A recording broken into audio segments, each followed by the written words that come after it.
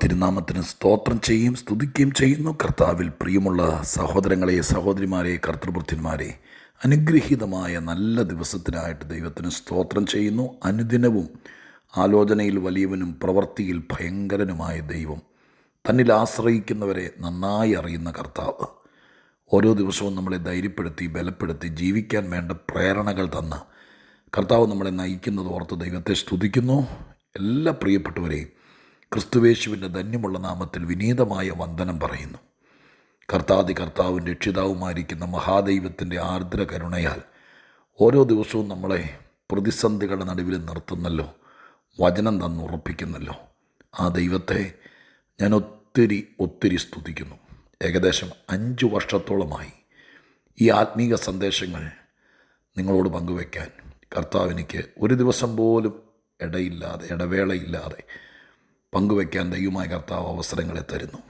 ദൈവത്തിൻ്റെ കൃപയ്ക്കായി, എല്ലാ നന്മയ്ക്കായി, അടിയനെ ഉപയോഗിക്കുന്നതിനായി നിങ്ങളിൽ ആരെങ്കിലും ഈ 5 വർഷത്തിനിടയിൽ ഇതെല്ലാം കേട്ട് ആത്മാവിൽ ബലപ്പെട്ടിട്ടുണ്ടെങ്കിൽ അവരെ കർത്താവ് ഒത്തിരി വീണ്ടും ശക്തീകരിക്കട്ടെ. ആ ധന്യതയ്ക്കെല്ലാം ദൈവത്തിന് മഹത്വം കരയറ്റിക്കൊണ്ട് വീണ്ടും ഒരിക്കൽ കൂടെ വചനം പറയാൻ ഒരുങ്ങുന്നു.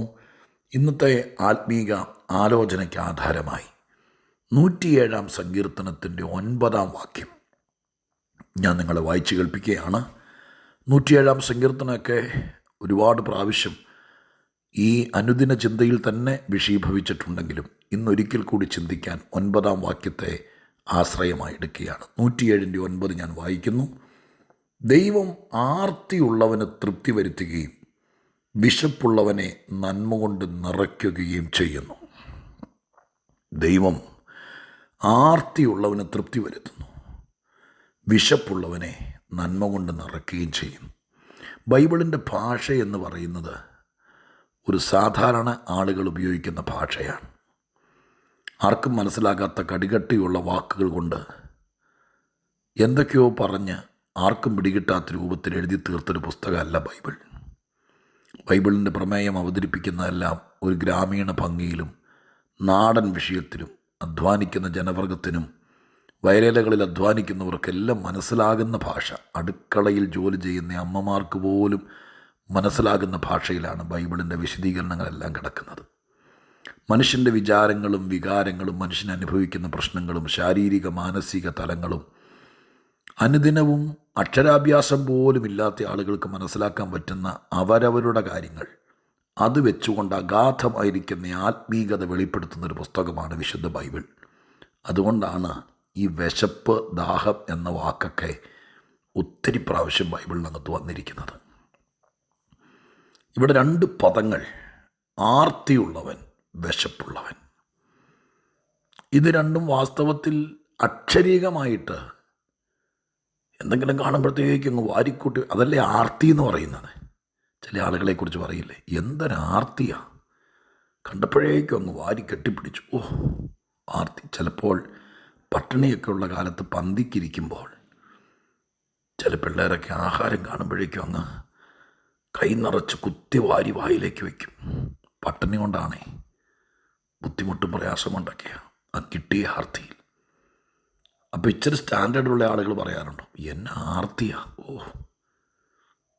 അപ്പോൾ അങ്ങനെ ആവേശത്തോടെ, ധൃതിയോടെ, ഇനി കിട്ടിയില്ലെങ്കിലോ, ഇതിപ്പോൾ തീർന്നു പോയെങ്കിലോ എന്നൊക്കെയുള്ള വിചാരത്തിൽ വാരിക്കൂട്ടിയെടുത്ത് പെട്ടെന്ന് കാര്യം നിർവഹിക്കുന്ന ഒരു പ്രക്രിയയ്ക്കാണ് ശരിക്കും വലിയ ദൈവശാസ്ത്രമൊന്നും ഉപയോഗിക്കാതെ, ഗ്രീക്കിലേക്കും ഹീബ്രുവിലേക്കൊന്നും പോകാതെ, സാധാരണ മലയാളി നമ്മുടെ നാട്ടിൽ ഉപയോഗിക്കുന്ന ഭാഷയിൽ പറഞ്ഞാൽ ഈ ആർത്തി എന്ന് പറഞ്ഞാൽ അതാ സൂത്രം. കിട്ടിയ സമയം പാഴാക്കാതെ, കിട്ടിയത് എത്രയും നന്നായി എന്ന ചിന്താഗതിക്കകത്ത് വെച്ചോണ്ടിരുന്ന് പഴിപ്പിക്കാതെ. ഇപ്പോഴത്തെ പിള്ളേരൊക്കെ ആഹാരം കഴിക്കുന്ന കാരണം പട്ടിണിയൊന്നുമില്ലല്ലോ, വിഷമമില്ലല്ലോ, വേദനയില്ലല്ലോ, ബുദ്ധിമുട്ടില്ലല്ലോ. കുറേ നാളൊന്നും കിട്ടാതെ കിടന്നിട്ട് എവിടെയെങ്കിലും പോയി കിട്ടുമ്പോൾ അന്നേരം ഉണ്ടാകുന്നൊരു വല്ലാത്ത വികാരം, അത് പ്രകടമാക്കുന്ന രീതി, അതാണ് ഈ ആർത്തി. വിശപ്പോ സാധാരണക്കാരന് പോലും മനസ്സിലാകുന്ന ഭാഷയല്ലേ വിശപ്പ്. ഇത് രണ്ടും ഇവിടെ വിഷീഭവിച്ചിരിക്കുക. ഈ വിശപ്പ്, ആർത്തി എന്ന് പറയുന്നത് ഒരു എന്താ പറയുക, ഒരു സൽഗുണത്തിൽപ്പെട്ടതാണോ എന്ന് ചോദിച്ചാൽ ചിലപ്പോൾ ഒരു അഭിപ്രായമുള്ളതായിരിക്കുകയില്ല. വിശപ്പെന്ന് പറയുന്നൊരു പ്രശ്നമാണ്, അല്ലേ? ആർത്തിയെ ഞാനൊരല്പസമയത്തേക്ക് മാറ്റി നിർത്താം. വിശപ്പിനെ മാത്രം കൂട്ടുപിടിക്കാം. വിശപ്പൊരു പ്രശ്നമല്ലേ? പട്ടിണിയുള്ള കാലത്ത് വിശന്ന് ഇന്നും വിശപ്പ് രാജ്യങ്ങളുണ്ട്, തൃപ്തിയില്ലാത്ത, സംതൃപ്തിയില്ലാത്ത രാജ്യങ്ങൾ. വിശപ്പെന്ന് പറയുന്നത് മനുഷ്യൻ്റെ വലിയൊരു പ്രശ്നമാണ്. ആഹാരമില്ലായ്മ അതൊരു പ്രശ്നമാണ്. ഇന്നത്തെ വ്യാഖ്യാനത്തിനകത്ത് ആ കാര്യം അങ്ങനെ തന്നെ ഞാൻ വ്യാഖ്യാനിക്കാട്ടോ. ഞാൻ ഈ കാര്യം ഇങ്ങനെ പറഞ്ഞൊരു മോട്ടിവേഷൻ നടത്തുമല്ലോ. വചനമായിട്ട് വ്യാഖ്യാനിച്ച് നിങ്ങളുടെ ഹൃദയത്തിൽ കൊണ്ടിടുമല്ലേ എൻ്റെ പണി. അപ്പം അങ്ങനെയാണെങ്കിൽ വിശപ്പെന്ന് പറയുന്നത് ഒരു വലിയ പ്രശ്നമാണ്. വിശപ്പ് ഒരു വലിയ പ്രതിസന്ധി തന്നെയാണ്. അങ്ങനെ ഉള്ളത്, വിശപ്പുള്ള വീട്, ആഹാരമില്ലാത്ത വീട്, 6 മക്കളും അപ്പനും അമ്മയും, 6 മക്കളും അപ്പനും അമ്മയും, ഒരു പണിയില്ല, ആരും സഹായിക്കാനില്ല, ആഹാരമില്ല. പണ്ടൊക്കെ ഉണ്ടായിരുന്നു, നൂറ്റാണ്ടുകൾക്ക് മുമ്പല്ല, എൻ്റെയൊക്കെ ചെറുപ്പത്തിൽ, നമ്മുടെ പലരുടെയും ചെറുപ്പത്തിൽ ആഹാരം കൊടുക്കാനില്ലാതെ മൺകലം അടപ്പത്ത് വെച്ച് വെറും വെള്ളം വെച്ച് വിശ്വാസത്തോടെ കാത്തിരുന്നിട്ട് കുഞ്ഞുങ്ങൾ വാടി ഉറങ്ങിപ്പോയ വീടുകൾ കേരളത്തിലുണ്ടായിരുന്നു.